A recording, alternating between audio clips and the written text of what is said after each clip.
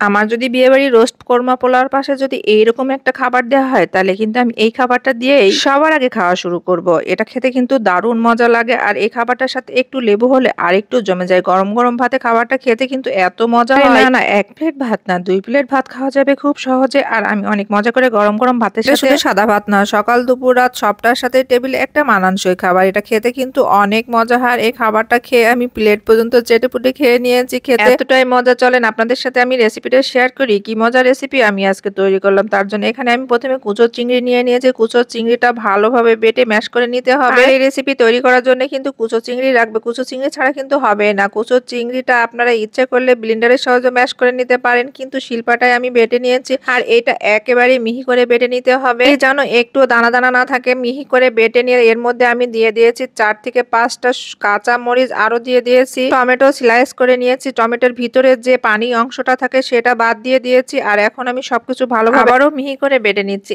এমন ভাবে মিহি করতে হবে ভিতরে যেন একটু দানা দানা না থাকে। দানা দানা থাকলে কিন্তু এই রান্নাটা খেতে মজা হবে না। আর এখানে এখন দিয়ে দিচ্ছি 1/2 চামচ পরিমাণ জিরা গুঁড়া, 1/2 চামচ পরিমাণ হলুদ গুঁড়া, লবণ আর সয়াবিন তেল দিয়ে ভালোভাবে সবকিছু মাখিয়ে নেব। এমন ভাবে মাখাতে হবে যেন কিছুর সাথে সবকিছু যেন ভালোভাবে মেখে যায়। আর এই মাখানোটা যদি ভালোভাবে না হয় রান্নাটা খেতে কিন্তু ভালো লাগবে না। এই মাছ থেকে দারুণ একটা ঘ্রাণ বের হচ্ছিল। এতক্ষণ আপনারা বুঝে গেছেন আমি কি রান্না করব। এখানে আমি মিষ্টি কুমড়া নিয়েছি। মিষ্টি কুমড়া এভাবে স্লাইস করে কেটে নিতে হবে। এখন আমি সমস্ত মশলা মাখিয়ে ম্যারিনেট করে রেখে দেবো 10 মিনিটের জন্য। এতে মিষ্টি কুমড়াটা কিছুটা নরম হয়ে যাবে। এভাবে যখন আমি আমার বাসায় মিষ্টি কুমড়া রান্না করি সবাই কিন্তু এক পদ দিয়ে ভাত খেয়ে ওঠে। আসলে জানা তেন মিষ্টি কুমড়া রান্না না, আসলে এটা মিষ্টি কুমড়ার চিংড়ি কাবাবও বলা যেতে পারে। মিষ্টি কুমড়াটা এটা একটু গলবে না, আস্তে আস্তে থাকবে। আর এভাবে হালকা তেলে ভেজে নিতে হবে। আর মিষ্টি কুমড়া যখন চুলাইতে দেবেন যে মশলার অংশটা আছে সেটা কিন্তু মিষ্টি কুমড়ার গায়ে ভালোভাবে মাখিয়ে দিতে হবে। এতে কি হবে, খেতে কিন্তু দারুণ হবে। আর এটা যেহেতু চিংড়ি মাছ দেওয়া আছে, ভাজার সময় এত একটা সুন্দর সুঘ্রাণ বের হচ্ছে, ভাজতে ভাজতে আপনাদের ক্ষুধা লেগে যাবে। আপনারা যখন এভাবে একবার মিষ্টি কুমড়া খাবেন বারবার খেতে চাইবেন। আর মিষ্টি কুমড়া রান্না করার আগে ভাতটা কিন্তু অবশ্যই পাতিলে বসিয়ে দেবেন, না হলে কিন্তু গরম গরম মিষ্টি কুমড়া খাওয়ার আসল স্বাদটাই পাবেন না।